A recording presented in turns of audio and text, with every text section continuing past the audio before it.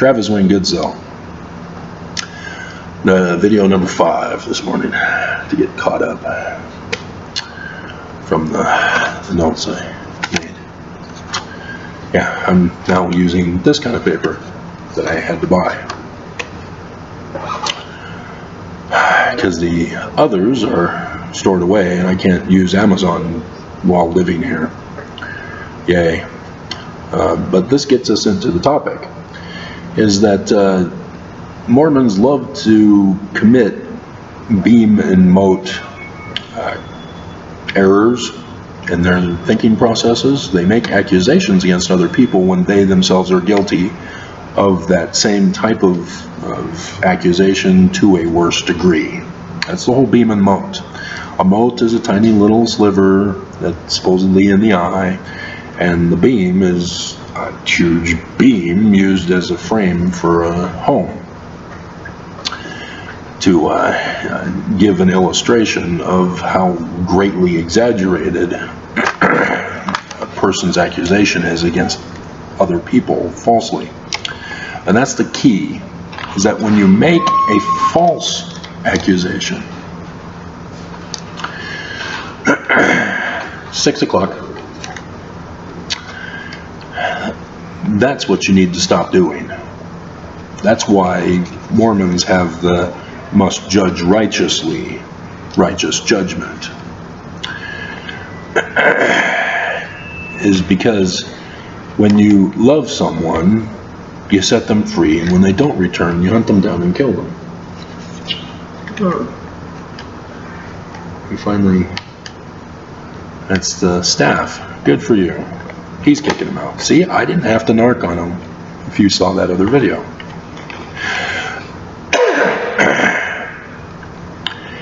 And so yeah, he's whipping out the money changers. And when you have a false accusation, there's an actual, I should have thought of that before, just occurred to me. In Deuteronomy, is it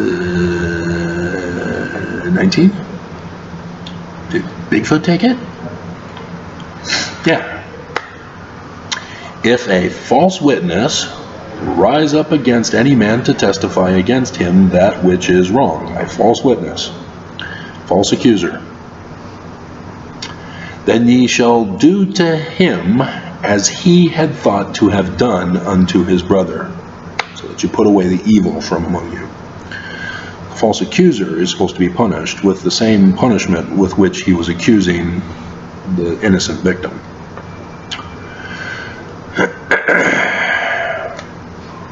And so maybe Mormons have not had enough experience recognizing that they themselves are guilty of what they're falsely accusing people of. And so this will help ex-Mormons more. So Mormons, turn off your ears. We're going to expose you. So, Raymond, I brought him up earlier. He thinks it's okay for child sex slave trafficking.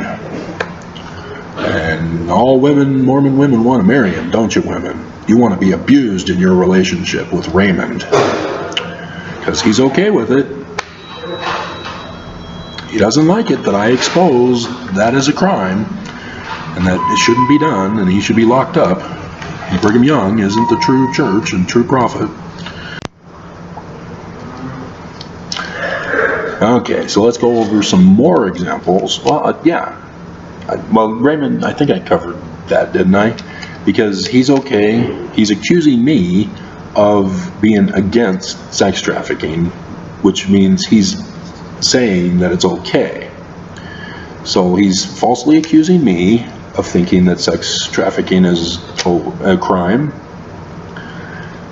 and thus the greater fault in himself is that sex trafficking is okay. See how that works? Beam and mote. So whenever a Mormon pulls this on you, just reply back, beam and mote.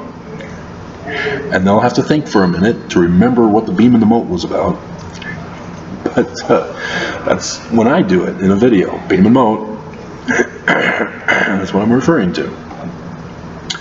And so when Mormons give me the hate comment of, you know, I'm following Lucifer, I'm of the devil, I worship Lucifer, whatever. Yeah, they are. And it's to a worse degree because what's on the keystone of the Salt Lake Temple doors? Yeah, whose symbol is that? See how it works? This is fun. Beam and mote is fun.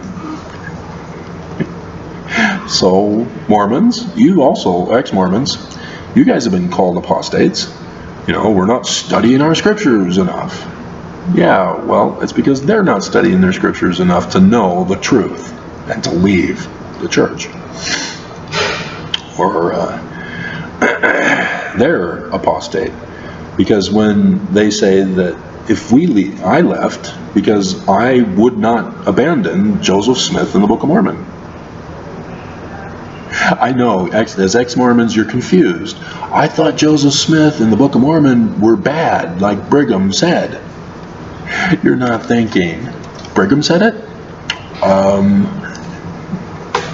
Again, beam and mote. Brigham Young was the master of the beam and mote. Oh yeah, Joseph was okay with this. He's falsely accusing him, even though he's praising Joseph Smith for or something. The beam and mote isn't just for bad accusations, they're also for good false accusations. Because Brigham Young was trying to justify doing them himself and needed to attach himself to Joseph Smith in order to do that.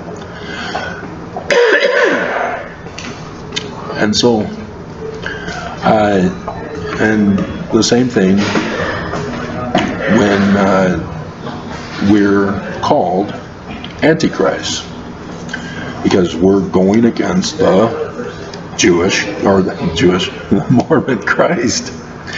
But yeah, I gave it away. You know, I'm not going against Joseph Smith's Christ. I'm not going against the Christ in the Book of Mormon. But Jesus is in the Book of Mormon. Yeah, he comes from outer space? Yeah, sure he does. I'm sure that's literal. Yeah, you keep believing that. But beam and mote, you are the ones who are anti-Christ, the real Christ of Joseph Smith.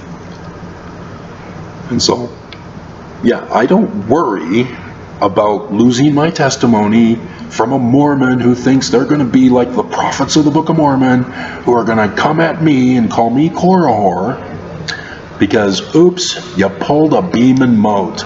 I win, game, set, match. Oh, we barely started. That was a quick debate. I did that video too, nobody cared. But yeah, church isn't true, Mormons. If you have to make false accusations against ex-Mormons and critics, your church isn't true. Beam and mote. It's your kryptonite. And now that I've passed on this kryptonite to ex-Mormons, Mormons better watch out. I've given the key to destroying the church to ex-Mormons. Now all ex-Mormons are going to use it on you. You're going to weaponize it. Sex trafficking should have been sufficient. Dear God, guys, what the hell? Cut it out. Leave women alone, kids alone.